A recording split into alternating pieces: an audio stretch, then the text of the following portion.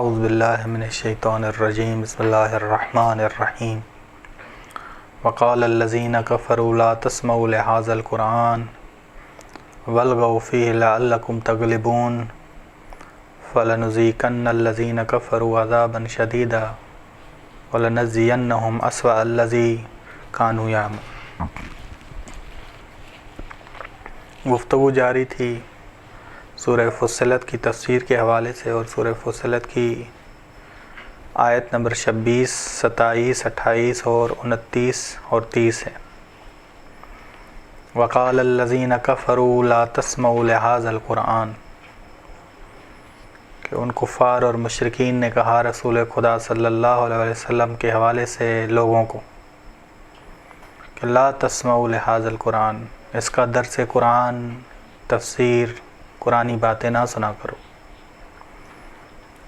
والغوا فیہ، اگر تمہارے سامنے یہ باتیں کرے، قرآنی درس دے، تفسیر کا درس قرآن دے، والغوا فیہ، شور مچایا کرو، آواز بڑی کیا کرو، لعلکم تغلبون، تاکہ یہ ہار جائے، تم سب شاید تم سب جیت جاؤ، شاید تم سب کامیاب ہو جاؤ۔ اس کفار قرآن کریم کے دلائل کے جوابات نہیں دے پا رہے تھے، وہ جوابات جو رسول خدا ان پہ اٹھا رہے تھے ان کے جوابات وہ نہیں دے پا رہے تھے۔ اب انہوں نے دوسرا راستہ اختیار کیا، وہ راستہ یہ تھا کہ شور مچاؤ، بڑی آوازیں کرو، تاکہ لوگ سنیں ہی نہ رسول خدا کی باتیں۔ وہ پہلے پڑھ کے آئے ہیں، پہلے یہ کہہ رہے تھے کہ اس رسول کی باتیں، یہ جادوگر ہے، اس کی باتیں جادو کرتی ہیں لوگوں پہ، اس کی باتوں کی وجہ سے باپ بیٹے میں جدائی ہو جاتی ہے، میاں بیوی میں جدائی ہو جاتی ہے۔ بس وہ باپ یا تو دین اسلام کو قبول کر لیتا ہے اور بیٹے سے جدا ہو جاتا ہے، یا بیٹا دین اسلام کو قبول کر لیتا ہے، باپ سے جدائی اختیار کر لیتا ہے۔ والغوا، یعنی رسول خدا جب بولنے لگے تو بڑی آوازیں کرو، بڑی آوازیں کرو، بڑی آوازیں نکالو، تاکہ لوگ ان کی باتیں نہ سنیں، لوگ ان کی دلیلیں نہ سنیں، لوگ ان کا درس قرآن نہ سن سکیں۔ یہ ہوگا تو یہ محمد صلی اللہ علیہ وسلم، یہ محمد اپنے معارف کو منتشر نہیں کر سکے گا، اپنی باتیں لوگوں تک منتقل نہیں کر پائے گا۔ نتیجہ یہ ہوگا کہ شاید تم کامیاب ہو جاؤ گے۔ مکے میں اب رسول خدا جنگ تو نہیں لڑ سکتے، جنگ تو کیونکہ حکومت مدنی بنی اور مدینے میں حکومت، تو یہ حالات تھے مکے کے کہ کفار اور مشرکین کا ہدف تھا کہ رسول خدا صلی اللہ علیہ وسلم اپنے معارف کو منتشر نہ کریں۔ رسول خدا کو آزادی نہیں تھی، یہ ذہن میں رکھیے گا کہ انہوں نے آزادی دی ہوئی تھی کہ پتھر بھی مارتے تھے، جادوگر بھی کہتے تھے، ہر کوشش ناکام انہوں نے کی تاکہ رسول خدا صلی اللہ علیہ وسلم کو روک سکیں، لیکن رسول خدا صلی اللہ علیہ وسلم کامیاب ہوئے، اپنا پیغام صحیح طرح سے پہنچایا۔ وقال الذین کفروا، بس کہتے ہیں یہ کفار مکہ، مشرکین مکہ، لا تسمعوا لهذا القرآن، لوگوں سے کہتے ہیں اس محمد کی قرآنی باتیں نہ سنا کرو، قرآنی دلائل نہ ذکر کرو۔ جوابات تو نہیں تھے ان کے پاس، بس یہ بہانہ بنایا، لا تسمعوا لهذا القرآن والغوا فیہ، شور مچاؤ، بڑی آوازیں کیا کرو جب یہ بولنے لگے، لعلکم تغلبون، کیونکہ جب تم بولو گے، بڑی آوازیں کرو گے تو یہ اپنے معارف، اپنی باتیں منتشر نہیں کر پائے گا، کامیاب تم ہو جاؤ گے، یہ ناکام ہوگا۔ خداوند عالم کہہ رہا ہے کہ فَلَنُذِيقَنَّ الَّذِينَ كَفَرُوا عَذَابًا شَدِيدًا، بس ہم ان پہ نازل کریں گے، ان کافر لوگوں پہ، یہ جو کافر لوگ جو رسول خدا کے لیے مانع بنتے ہیں، رکاوٹ بنتے ہیں رسول خدا کے پیغام کے لیے، اول تو خود انکار کرتے ہیں، پھر لوگوں کو منع کرتے ہیں، اور لوگوں کو کہتے ہیں کہ جب رسول بولنے لگے تو بڑی آوازیں کیا کرو، ہم ان کو عذاب چکھائیں گے، عذاب کا مزہ چکھائیں گے، عذاب کا مزہ کھلائیں گے یا عذاب نازل کریں گے۔ دیکھیں جی شدید عذاب قرآن کا، اگر آپ چکھنا مراد لیں تو چکھنے سے تو چکھی تو تھوڑی سی چیز جاتی، بس یہ نہ مراد لیجیے گا کہ تھوڑا سا تھا، تبھی بعد میں آ کے عذاباً شدیدہ کا، یہ قرآن گہرائی سے آپ نے دیکھنا ہے۔ بس یہ چکھیں گے شدید عذاب، یہ شدید عذاب کو چکھیں گے، بس یہ شدید عذاب ہوگا جو وہ چکھیں گے کہ فَلَنُذِيقَنَّ الَّذِينَ كَفَرُوا عَذَابًا شَدِيدًا وَلَنَجْزِيَنَّهُمْ أَسْوَأَ الَّذِي كَانُوا يَعْمَلُونَ، اور جو بدلہ بدترین سزا کے طور پہ بدلہ ملے گا جو برے اعمال انجام دیتے، رسول خدا کو تنگ کیا کرتے تھے، رسول خدا کو تکالیف دیا کرتے ہیں، بس ان کے کاموں کی وجہ سے ان کو شدید عذاب ہوگا۔ بس وہ چکھنا نہ لیجیے گا کہ چکھنے سے مراد تھوڑا سا عذاب ہے، بس عذاباً شدیدہ سے کہہ کے خدا نے وضاحت کر دی ہے کہ یہ چکھنا تھوڑا نہیں ہوگا بلکہ بہت زیادہ ہوگا، بہت زیادہ ہوگا، بس عذاباً شدیدہ۔ بس چکھنا یہاں جو ہم مراد لیتے ہیں کہ تھوڑی سی چیز چکھی جاتی ہے، وہ مراد نہیں۔ وَلَنَجْزِيَنَّهُمْ أَسْوَأَ الَّذِي كَانُوا يَعْمَلُونَ، بس ان کاموں کی وجہ سے وہ شدید عذاب میں عذاب کو دیکھیں گے، شدید عذاب کھائیں گے پئیں گے، اور خداوند عالم ان کے لیے بری سزا، سب سے بدترین سزا ان کے لیے خدا نے تیار کی، خدا ان کو بدلہ دے گا۔ بس خداوند عالم نے انسان کو ہدف تک پہنچنے کے لیے خلق کیا کہ تو ہدف کے لیے خلق ہوا، انسان ہدف کے لیے خلق ہوا، اول نقطہ۔ دوسرا، ہدف تک پہنچانے کے لیے خدا نے وسائل بھی بھیجے ہیں، انبیاء علیہ السلام کی صورت میں، قرآن کی صورت میں، وحی کی صورت میں، فرشتوں کی صورت میں، اس جہاں کو بنانے کی صورت میں، اس جہاں کو میں وسائل دینے کی، بس لوازمات ہدایت بھی فراہم کیے ہیں اور ہدایت بھی فراہم کی ہے، دونوں چیزیں فراہم کی۔ رب اسے کہتے ہیں کہ جو ہدایت اور لوازمات ہدایت دونوں فراہم کرے۔ یہ دوسرا اہم نقطہ، اس کتابیں بھیجیں، انسان کا جو مزاحم ہے، یعنی جو انسان کو راہ راست سے، ہدف سے روکتا ہے، اس سے بھی خدا نے آشنا کروایا کہ ان الشیطان لکم عدو مبین، شیطان تمہارا واضح دشمن ہے، شیطان تمہارا واضح دشمن ہے، ان سے بھی آشنا کروایا۔ وہ لوگ جو انبیاء علیہ السلام کے مزاحم بنے، انبیاء علیہ السلام نے عقلی باتیں کی، جیسے قوم سمود اور قوم عاد کی مثال پہلے دی گئی کہ قوم سمود اور قوم عاد جو ہے ان کو شدید عذاب آیا، کس وجہ سے؟ کیونکہ وہ انبیاء علیہ السلام کی باتوں کو سمجھتے تھے، ان پہ یقین کرتے تھے کہ یہ حق بول رہے ہیں، لیکن اس کے باوجود انہوں نے انکار کیا۔ یہی حالات مکی لوگوں کے، کفار مکہ کے، مشرکین مکہ کے، یہی حالات۔ یہ آیتیں بتا رہی ہیں، دیکھیے کہ آیت کیا بتا رہی ہے۔ بس ایسے لوگ خدا کے دشمن ہیں، ایسے لوگ خداوند عالم کے دشمن ہیں۔ بس جو لوگ انبیاء کے مزاحم بنے، انبیاء کے دلائل کو سمجھنے کے باوجود انبیاء کا راستہ روکیں، مزاحم یعنی راستہ روکنا، ان کو تکالیف دیں، ان کے لیے معنی کھڑے کریں، رکاوٹیں کھڑی کریں، یہ خدا کے دشمن ہیں۔ تبھی آیت نمبر 28 میں کیا کہہ رہا ہے خدا؟ ذالک جزاء اعداء اللہ، یہ ہے خدا کے دشمنوں کی جزا، دشمنوں کا بدلہ۔ کیا؟ النار، جہنم کی آگ، لہم فیہا دار الخلد، اس میں ہے ان کا ہمیشگی کا گھر، جزاء بما کانوا، یہ جزا کے طور پہ ہے جو وہ بے آیاتنا یجحدون، کیونکہ وہ ہماری آیات سے ہٹ دھرمی کرتے تھے۔ یجحدون یعنی یقین تھا کہ یہ صحیح کہہ رہا ہے، رسول خدا صحیح بول رہے ہیں، ان کا درس حق ہے، اس کے باوجود انکار کرنا، اسے کہتے ہیں ہٹ دھرمی والا انکار، ہٹ دھرمی والا انکار۔ بس یہ انہوں نے حق کو پہچانتے ہوئے حق کا انکار کیا، بس تبھی یہ خدا کے دشمن بنے۔ بس تمام سختیاں ان کے لیے ہوں گی کیونکہ انہوں نے اہم ترین نعمتوں کا انکار کیا۔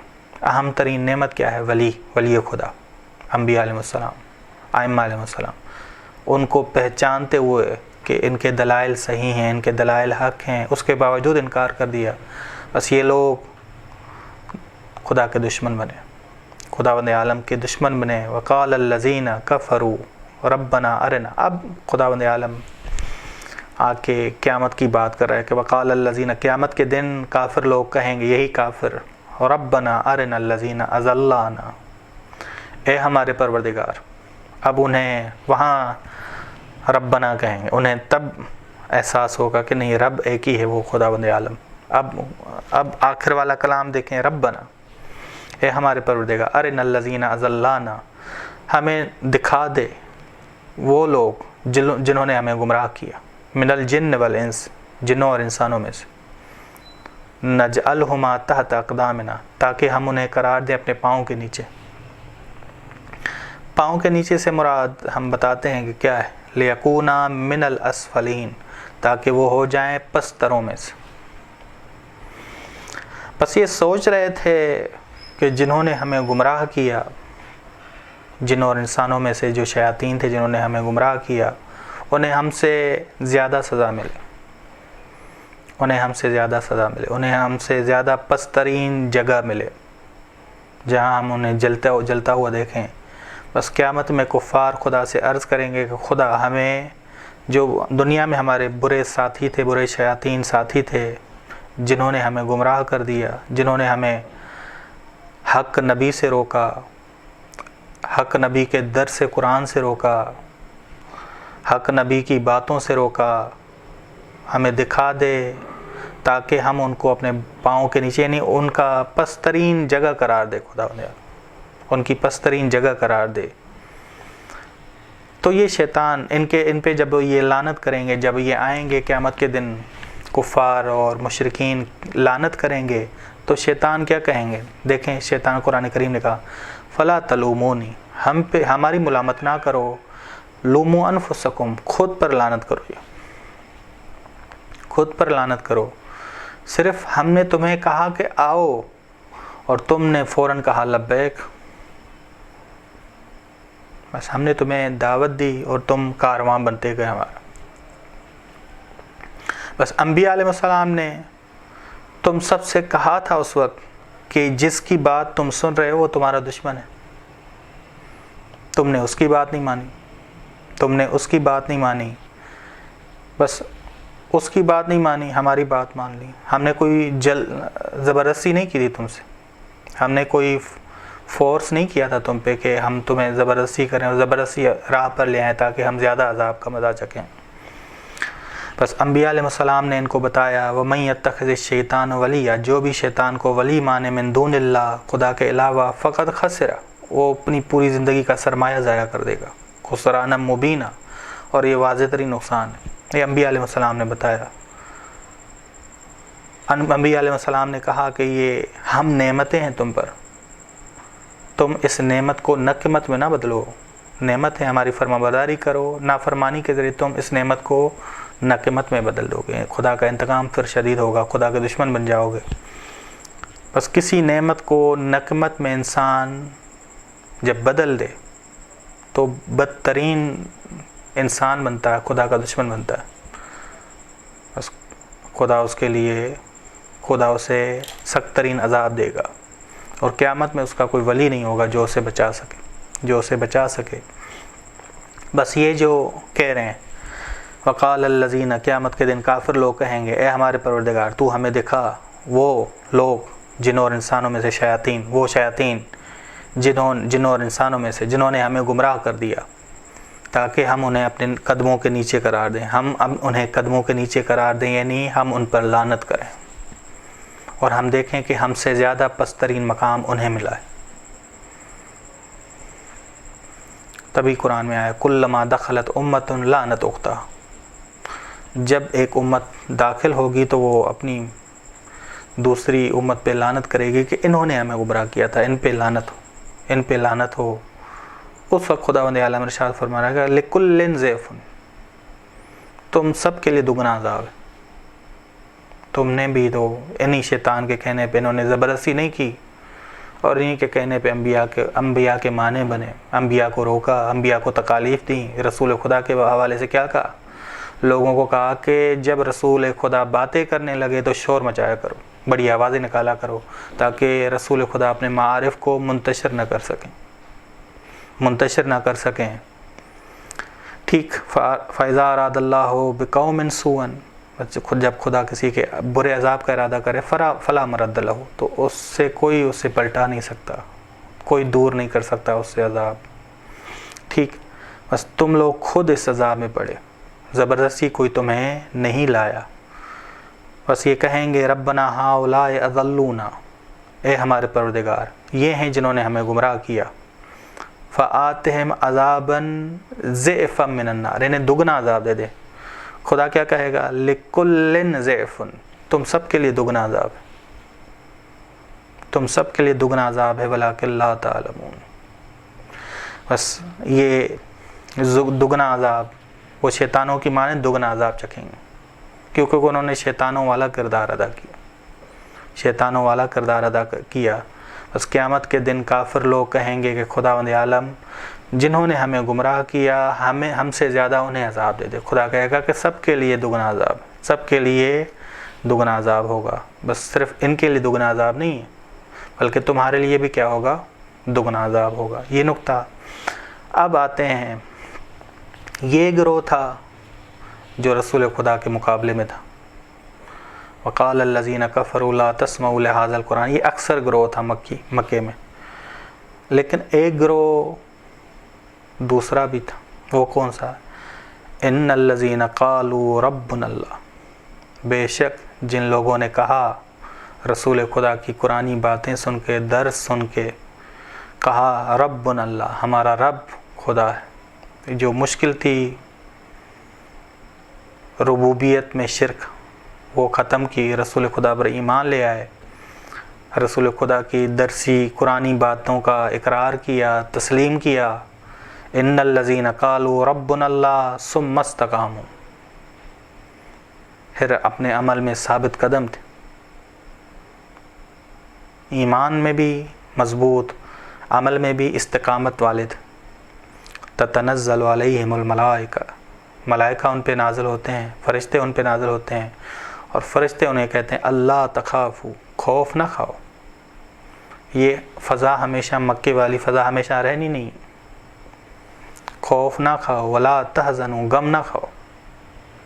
وابشروا، تمہیں خوشخبری ہو بالجنہ، جنت کی، التی کنتم توعدون، جس کا تم سے وعدہ کیا جاتا، جس کا تم سے وعدہ رسول خدا صلی اللہ علیہ وسلم نے کیا، بتایا تمہیں، قرآنی آیات سمجھائی ہیں تمہیں. بس کفار اور مشرکین کے مقابلے میں ایک تھوڑا سا گروہ مومنین کا بھی تھا، اور یہ مومن ہیں اور اپنے ایمان کے مطابق عمل کرتے ہیں، اور ثم استقاموا، استقامت ان کے اندر استقامت ہے، مستقیم بنے ہیں. نہ یہ گمراہ ہوئے ہیں نہ دوسروں کو گمراہ کرتے ہیں لوگ، بس نہ گمراہ ہوں گے نہ دوسروں کو گمراہ کریں گے. بس ان پر فرشتے نازل ہوتے ہیں، فرشتے کے نازل ہونے کے فوائد یہ ہیں کہ فرشتے جب آتے ہیں تو خوف سے نجات پاتے ہیں. خوف انہیں آئندہ کے بارے میں کوئی نہیں، اور ماضی کے حوالے سے بھی کوئی غم نہیں ہے کہ جب ہجرت کر کے رسول خدا کے ساتھ آئیں گے تو ماضی کے حوالے سے کوئی غم، اپنی جائیدادیں چھوڑ کے آئیں گے، اپنی زمینیں چھوڑ کے آئیں گے، رسول خدا کے ساتھ مدینے جائیں گے تو غم نہیں ہوگا کوئی ماضی کے حوالے سے. بس آئندہ کے حوالے سے بھی کوئی خوف نہیں ہے، اور ماضی کے حوالے سے بھی نہیں کوئی خوف غم نہیں ہوگا. ہم آئندہ کے حوالے سے، بس آئندہ کے حوالے سے انہیں خوف نہیں ہوگا، اور ماضی کے حوالے سے انہیں غم نہیں ہوگا. بس یہ دونوں ہی یعنی خوف اور غم سے نجات یافتہ ہیں. بس یہ فرشتے ان کو جنت کی بشارت دیں گے. ابشروا بالجنہ، تمہیں خوشخبری ہو جنت کی، التی کنتم توعدون، جس کا تم سے وعدہ کیا گیا. بس فرشتے انسان پہ نازل ہوتے ہیں جب اس میں استقامت ہو، اس انسان میں استقامت ہو. رحمت خاص کی بارش بھی استقامت کی وجہ سے آتی، خاص رحمت انسان پہ برستی ہے کہ قرآن کریم نے کہا وَأَلَّوْ اسْتَقَامُوا عَلَى الطَّرِيقِ، اگر یہ سیدھی راہ پر ثابت قدم ہیں، استقامت دکھائیں، لَأَسْقَيْنَاهُمْ مَاءً غَدَقًا، ہم انہیں وافر پانی سے سیراب کر لیتے. بس یہ رحمت خاص ہے، رحمت الہی ہے جو ان پہ نازل ہوتی ہے، وافر پانی. بس یہ تتنزل علیہم الملائکہ، تتنزل یعنی یہ ہمیشہ خدا کے مہمان ہوتے ہیں. آخرت میں بھی خدا کے مہمان ہوں گے، دنیا میں بھی یہ لوگ خدا کے مہمان ہیں. یعنی خدا کی خاص رحمتیں ان پر ہمیشہ نازل ہوتی رہتی ہیں، ہمیشہ نازل ہوتی رہتی ہیں. کافر اور مشرکین کے ساتھی شیطان، کہ یہ اسی سورہ فصلت کی آیت نمبر 25 نے کہا. آیت نمبر 25 ہم پڑھ لیتے ہیں کہ وَقَيَّزْنَا لَهُمْ قُرَنَا، بس ہم نے کفار اور مشرکین کے ساتھی شیاطین قرار دی. بس کافر اور مشرکین کے ساتھی شیطان ہیں، جبکہ مومنین کے ساتھی جو رسول خدا پر ایمان لے آئے، رسول خدا کی قرآنی باتوں کو سنا، ایمان لے آئے، ان کے ساتھی فرشتے ہیں.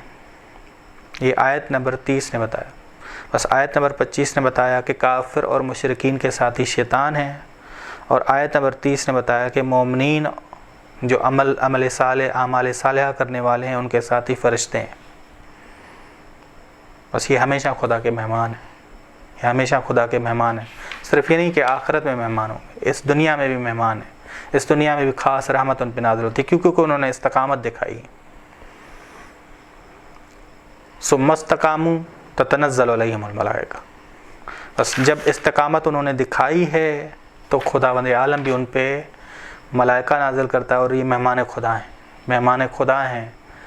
بس مہمان خدا کو اس کی آرزو سے زیادہ اس کو اجر ملے گا. خداوند عالم نے کہا لدینا مزید، ان کے لیے وہ کچھ ہوگا جو وہ چاہتے ہیں، اور ہمارے پاس ان کے لیے مزید بھی ہے. بس ہر ایک کی آرزو اس کے علم کے اعتبار سے، اس کی سمجھ کے اعتبار سے، اس کے علم اور سمجھ کے اعتبار سے. مثال کے طور پہ اگر کوئی بو علی سینا کو نہیں جانتا، کیا وہ بو علی سینا کے علمی حیثیت کو نہیں جانتا، کیا اس کی آرزو ہوگی کہ بو علی سینا کی کتابیں وہ پڑھے؟ نہیں، وہ اس کی آرزو نہیں ہوگی. بو علی سینا کی باتوں کو وہ سمجھے نہیں. اس کی جو جناب فارابی کو نہیں جانتا، اس کی کیا آرزو ہوگی کہ وہ جناب فارابی کی کتابیں کو پڑھے؟ یا جو محقق طوسی کو نہیں جانتا، اس کی کیا آرزو ہوگی کہ وہ محقق طوسی کی کتابیں پڑھیں؟ جانتا ہی نہیں ہے تو اس کی آرزو کہاں سے ہو؟ ہر انسان کی آرزو اس کی معرفت کے اعتبار سے، علم کے اعتبار سے، درک کے سمجھ کے اعتبار سے. جتنی انسان کی معرفت خدا کے حوالے سے ہوگی اتنا مقام بلند ہوگا، اور اس سے مزید ملے گا. انسان جو وہ آرزو کرے گا اس سے زیادہ اس کو مقام ملے گا. بس یہ ذہن میں رکھیے گا، لدینا مزید، ہر ایک کے درجے کے اعتبار سے. ایک انسان ہے کہ جو نچلے درجے کا مومن ہے، جنت کا لالچی، جنت کی لالچ میں اس نے، ایک ہے جہنم کے خوف میں، ایک ہے آزاد عبادت کرنے والا. آزاد عبادت کرنے والوں میں بھی بہت ساری اقسام ہیں. بس ہر ایک کو اس کے اعتبار سے جو وہ آرزو کرے گا وہ بھی ملے گا، اور اس سے زیادہ بھی خداوند عالم دے گا. اس سے زیادہ بھی خداوند عالم اسے دے گا. تبھی قرآن کریم نے کہا کہ فَلَا تَعْلَمُ نَفْسٌ مَا أُخْفِيَ لَهُمْ، کوئی نفس یہ نہیں جانتا کہ اس کے لیے کیا پوشیدہ ہے. یہ پوری معرفت تو اسے خدا کی ہو نہیں سکتی، کامل معرفت. بس فَلَا تَعْلَمُ نَفْسٌ مَا أُخْفِيَ لَهُمْ، کوئی نفس یہ نہیں جانتا کہ اس کے لیے کتنا پوشیدہ اجر ہے، جتنی اس کی معرفت ہوگی. لیکن یہ ذہن میں رکھیے گا کہ بندوں میں سے اعلیٰ ترین بندے جو کامل ترین معرفت رکھنے والے وہ محمد اور آل محمد علیہ السلام، محمد اور آل محمد علیہ السلام. ٹھیک. بس قرآن کریم نے کہا لَهُم مَا يَشَاءُونَ، ان کے لیے وہ کچھ ہوگا جو وہ چاہتے ہیں. وَلَدَيْنَا مَزِيدٌ، اور ہمارے پاس زیادہ بھی ہے. بس تتنزل علیہم الملائکہ، اور دنیا میں بھی خداوند عالم کے مہمان ہیں. کیسے؟ کہ دنیا میں بھی ان پہ مغفرت اور رحمت نازل ہوتی ہے. تبھی قرآن کریم نے کہا نزلا من غفور الرحیم، وہ غفور الرحیم کے مہمان ہیں، مومنین مہمان ہیں. بس جو سالک اللہ ہے، صراط مستقیم پر چلنے والا ہے، مہمان اللہ ہے، ثابت قدم ہے، وہ خدا کا مہمان ہے. بس ثابت قدم ہونے کی وجہ سے مہمان ہے. صلی اللہ علی محمد اہل بیت الطیبین الطاہرین.